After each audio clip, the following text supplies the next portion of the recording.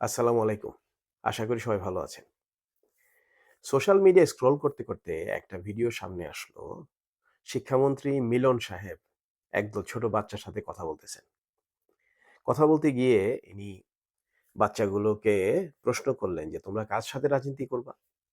কার সাথে রাজনীতি করবা?" বাচ্চাগুলো কিছু বুঝলো, কিছু বুঝলো না। হঠাৎ একটা বাচ্চা বলল যে, "জাইমা রহমান।" কারণ উনি আগে এই কথাটা বাচ্চাগুলাকে বলছিলেন। এই ভিডিওটা নিয়ে ভাবছিলাম একবার যে স্ক্রল করে যাই, বাংলাদেশের মন্ত্রী কত কথাই তো বলে। এই ভিডিওটাকে নিয়ে পরে যেটা দেখলাম সেটা হলো যে সবাই একদম ওনাকে ধুয়ে দিচ্ছে। মিলন সাহেবকে একদম ধুয়ে দিচ্ছে যে উনি বাচ্চাদের সাথে এটা কি করলো? কেন বাচ্চাদেরকে এইসব কথা বলতে গেল? কেন বাচ্চাদেরকে জামা রহমানের নাম উনি তো এত ছোট, ছোট কোমলমতি বাচ্চাদের কাছে বলতে পারেন। আচ্ছা, কোমলমতি না হইলে বলা যায়। ভাবটা এরকম। ওকে। আমি বলি কি যে, কেন আপনারা মিলন সাহেবের উপরে খেপলেন? মিলন সাহেব তো খারাপ কিছু করে নাই। উনি যা করার এক্সাক্টলি ঠিক করছে। উনি যেটা করার সেটাই করছে। উনি বিএনপির মন্ত্রী। উনি এইটা করবেন এটাই তো স্বাভাবিক। এখন আপনার সাইড থেকে চিন্তা করেন যে আপনার জন্য উনি ভালো করছে না মন্দ করছে। তারেক রহমান সাহেব কে? বাংলাদেশের প্রয়াত রাষ্ট্রপতি জিয়াউর রহমান সাহেবের ছেলে, প্রয়াত প্রধানমন্ত্রী বেগম খালেদা জিয়ার ছেলে, যিনি মুচলেকা দিয়ে বাংলাদেশের মানুষকে ফেলে লন্ডনে চলে গেছিলেন। ওইখানে তিনি ১৭ বছর ছিলেন। এই ব্যক্তি বাংলাদেশে আসলো এবং আপনারা তাকে ভোট দিয়ে বাংলাদেশের প্রধানমন্ত্রী বানালেন। কোন কোটায়? পারিবারিক কোটায়। উনার নিজের কোনো কন্ট্রিবিউশন সো ফার বাংলাদেশের অর্থনীতিতে, রাজনীতিতে, সমাজনীতিতে কিচ্ছু নাই। এই লোককে আপনারা বসাইলেন। উনি পারিবারিক কোটায় বাংলাদেশের সবচেয়ে ক্ষমতাধর ব্যক্তিতে পরিণত হলো। মিলন সাহেব তো এটাই বলছে।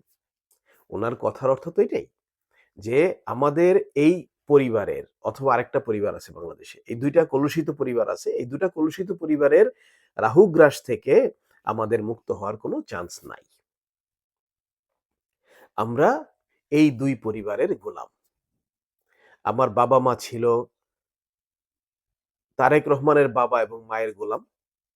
আমি তারেক রহমানের গোলাম। আমার বাচ্চা তারেক রহমানের বাচ্চার গোলাম। মিলন সাহেবের কথাই তো এইটারই মানে। তোমরা কার সাথে রাজনীতি করবা মানে কি? এমন লোকের সাথে রাজনীতি করবা, ওই পরিবার থেকেই রাজনীতি করতে হবে। মানে বিএনপিতে আজকে থেকে যখন আরো ১০ বছর, ১৫ বছর, ২০ বছর পরেও যখন বিএনপি রাজনীতিতে থাকবে উনার কথায় যেটা বোঝা যায় যে তখনও বিএনপিতে জায়েমা রহমানের চেয়ে কোয়ালিফাইড কেউ থাকবে না। মানে তোমার রাজনীতি করতে হলে জায়েমা রহমানের সাথেই করতে হবে। ইন আদার ওয়ার্ডস তোমার যদি গোলামি করতে হয়, জায়েমা রহমানের গোলামি করতে হবে। তাহলে আমার বাবা-মা গোলাম ছিল এক পরিবারের। আমি এখন তার গোলাম, এখন যিনি ক্ষমতায় আছেন এবং আমার সন্তানরা হলো গোলামের ঘরের গোলাম। যেই কথাটা আপনি মুখ ফুটে বলতে পারতেছেন না, আপনার সন্তানকে সেটা মিলন সাহেব মুখ ফুটে বলে দিলেন। যে তোমরা কিন্তু গোলামের ঘরের গোলাম। এই গোলামের ঘরের গোলামদের আর কোনো সন্দেহ রইল না যে তাদের সামনে জায়েমা রহমান ছাড়া আর কোনো চয়েস নাই। তাদেরকে হুজুর বলতে হলে একমাত্র জায়েমা রহমানকেই বলতে হবে। যে এই কথাটা আপনি আপনার বাচ্চাকে বলতে পারেন নাই বা পারতেছেন না। তারেক রহমান সাহেব প্রেসিডেন্ট হলেন কিসের গুণে? পারিবারিকভাবে। পারিবারিক কোটায় উনি প্রধানমন্ত্রী হলেন। এরপরে এই পারিবারিক কোটা চলতে থাকবে। যেরকম খালেদা জিয়া প্রধানমন্ত্রী হয়েছিলেন পারিবারিক কোটায়, যেরকম শেখ হাসিনা প্রধানমন্ত্রী হয়েছিলেন পারিবারিক কোটায়। ঠিক এই প্যাটার্নটাই বাংলাদেশে চলতে থাকবে। এইটাই মিলন সাহেব বুঝাইছেন। আপনি তো আর বাচ্চাকে বলতে পারবেন না যে আমি বাবা গোলাম ছিলাম। যদি আপনার কাজ তাই বলে। আপনি আপনি তো আর বাচ্চাকে বলতে পারবেন না যে আমি যেহেতু গোলাম ছিলাম, তুমিও গোলামের ঘরের গোলাম হবা। তোমার মনিব হবে জাইমা রহমান। এই কথা তো আপনি বলতে পারতেছেন না। তো মিলন সাহেব ঠিক এক্সাক্টলি এটাই করছেন। জাস্ট একটু জিনিসটাকে ইজি করে দিছেন যে আপনি যেটা বলতে পারতেছেন না উনি এটা বলে দিছেন। ওনার সাথে রাগ হওয়ার কি আছে? উনি তো ভাই খারাপ কিছু বলেন নাই। আপনার মনের যে কথা, আপনার কাজের যে ধরন সেটাই তো উনি খালি মিডিয়ার সামনে বলছে। এই বাচ্চাগুলাকে এখনই মাইন্ডসেট ওদেরকে দিয়ে দিছে যে তোমার কার গোলামি করতে হবে। বাচ্চারার জন্য এটা ইজি হয়ে গেল। আপনি যে কাজটা করতে পারেন নাই তিনি করে দিলেন, রাগ হওয়ার কি আছে? শুধু শুধু রাগ হয়েন না আপনারা, রাগটাকে জমায় রাখেন, অন্য কোনো ক্রিয়েটিভ খাতে লাগান, তাহলে কাজ হবে। কিন্তু মিলন সাহেবের উপর রাগ করে লাভ নাই। রাগ করার কপাল, রাগ করার গাটস এই জাতি নাই। এই জাতি গোলামের জাতি, গোলাম আছে এবং গোলাম থাকবে ভবিষ্যতে। ডেফিনেটলি ওনার কথার এটাই মানে। সুতরাং যদি গোলামি থেকে বেরোতে না পারেন, তাহলে এই কথার উপরে আপনার রাগ করা সাজে না। তারেক রহমান সাহেব ২০২৪ সালের আগে লন্ডনে গেছেন মুচলেকা দিয়ে বাংলাদেশ থেকে। বাংলাদেশের মানুষের জন্য আপনিই বলেন, আপনারাই বলেন যে বাংলাদেশের মানুষের জন্য ওনার কতটুকু ভালোবাসা আছে। যদি ভালোবাসা থাকতো, আমার মতে তো এইটার ইন্ডিকেশন হইতো। এইটা উনি দেখাইতে পারতেন কিভাবে যে না, যা হোক, ভালো হোক, মন্দ হোক, আমি আমার দেশে থাকবো। যা করেন করেন। তৎকালীন গভর্নমেন্টকে তিনি বলতে পারতেন। সেটা না করে উনি কি করছেন? উনি মুচলেকা দিয়ে সুন্দর উন্নত দেশে লন্ডনে চলে গেছেন। আচ্ছা, এরপরে ১৭ বছর সেখানে থাকলেন। সেই দেশের মানুষ একসময় বীতশ্রদ্ধ হয়ে গেল। তারা ২৪ তারিখে ১৯২৪ সালের ৫ই অগাস্ট একটা গণঅভ্যুত্থানের মাধ্যমে যে স্বৈরাচারী সরকার ছিল তাদেরকে সরায় দিল। ৬ তারিখে কিন্তু বাংলাদেশ ওনার জন্য মুক্ত ছিল। ইনি ইচ্ছা করলে আসতে পারতেন। উনি আসছেন কি? না, আসেন নাই। ১ দিন, ২ দিন, ১ মাস, ২ মাস, অনেক দিন হয়ে গেল। বেগম খালেদা জিয়া মুক্তি পেলেন। উনার শরীর আস্তে আস্তে খারাপ হতে লাগলো। এই ব্যক্তি লন্ডনে বসে নিজের অসুস্থ মৃত্যু পথযাত্রী মাকে বাংলাদেশ থেকে টেনে লন্ডন নিয়ে গেছেন। নিজে আসতে পারেন নাই। তাহলে এতক্ষণ যে বললাম আমরা গোলাম, আমাদের বাচ্চারা গোলামের ঘরের গোলাম, ধরে নেন যে উনিও কারো গোলাম। গোলাম না হলে ২০২৪ সালের ৫ই অগাস্ট পর্যন্ত যা হওয়ার হয়েছে, ৬ই অগাস্ট থেকে এমন কি ঘটনা ঘটছিল, এমন কি সমস্যা বাংলাদেশে ছিল যেটা ওনাকে বাংলাদেশে আসতে, ফিরে আসতে, দেশের মানুষের সাথে মিলিত হইতে, দেশের মানুষের সুবিধা, দেশের মানুষের কষ্ট, এগুলা বোঝার জন্য নাকি কি ফিরায় রাখছে বলেন তো? এর মানে কি?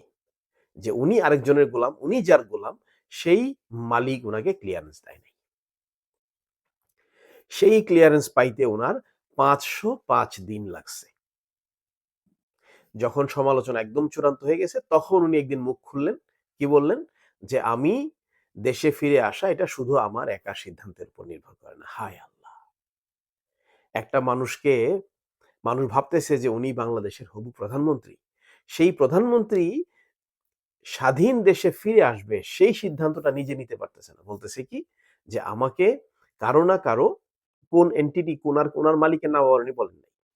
বলতেছেন যে ওরা যদি আমাকে ক্লিয়ারেন্স দেয়, তাইলে আমি আসতে পারবো। মানে আরেকটা রাষ্ট্রের কাছে, আরেকটা ক্ষমতার কাছে আমি বাধা আছি। ওরা বললে আমি আসবো, না বলা পর্যন্ত আমি আসতে পারবো না। এই প্রধানমন্ত্রী লইয়া আপনারা কি করিবেন? উনি স্বাধীন দেশে ফিরে আসার সিদ্ধান্ত নিতে ৫০৫ দিন লাগাইছে। আপনার দেশের স্বাধীনতা, সার্বভৌমত্বের প্রশ্নে যদি কোনো সিদ্ধান্ত নিতে হয়, এই লোক সঠিক সিদ্ধান্ত, স্বাধীন সিদ্ধান্ত, দেশের মানুষের পক্ষে সিদ্ধান্ত, দেশের পক্ষে সিদ্ধান্ত নিতে পারবেন? আপনার বিবেক কি বলে? আপনার কমন সেন্স কি বলে? পারবে? পারবে না তো। উনি এবারও ওয়েট করবেন ওনার যে মালিক পক্ষ আছে সেই মালিক পক্ষের কাছে ক্লিয়ারেন্স নেওয়ার জন্য, এবং ওই ক্লিয়ারেন্স যদি উনি পান, সেই ক্লিয়ারেন্সের ভিত্তিতে উনি বলবেন যে ওনার সিদ্ধান্ত কি দেশের পক্ষে হবে নাকি অন্য কোনো শক্তির পক্ষে হবে। ওনার সিদ্ধান্ত কি দেশের মানুষের ভালোর জন্য হবে না অন্য কোনো শক্তির ভালোর জন্য হবে। এই সিচুয়েশনে এই লোককে আপনারা ভোট দিয়েছেন। ভোট দিয়ে ওনাকে প্রধানমন্ত্রী বানাইছেন। কিছু লোক তো দিছেন। এখন বেশি যদি কথা বলি বলবেন যে না এটা তো মানে ইঞ্জিনিয়ারিং করছে, এটা সেটা করছে। কিছু লোক তো দিছে রে ভাই। এই কিছু লোকগুলা কোনগুলা? কেন ওরা এরকম করবে? কেন ওরা এরকম একটা এন্টিটিকে ভোট দেবে? সুতরাং যেই দেশের মানুষ এইরকম নির্বুদ্ধিতার পরিচয় দিতে পারে ভোট দিয়ে তাদের নেতা নির্বাচনের জন্য, সেই দেশের মানুষের মিলন সাহেবের উপরে রাগ করা খাটে না, এইটা আপনাদের খাটে না। মিলন সাহেবকে ধন্যবাদ দেন, আমি পাইলে ওনাকে ধন্যবাদ দিতে চাই। মিলন ভাই, আপনি যেটা করছেন একদম পারফেক্ট কাজ করছেন, এই দেশের মানুষের জন্য সঠিক কাজ করছেন। আপনি আগেই তাদেরকে তাদের মনিব চিনায় দিছেন, আর গোলামদেরকে গোলামির যে জিঞ্জির সেটা মনে করে দিছেন যে তুমি কিন্তু গোলামির জিঞ্জিরের বাইরে না। ধন্যবাদ মিলন ভাই।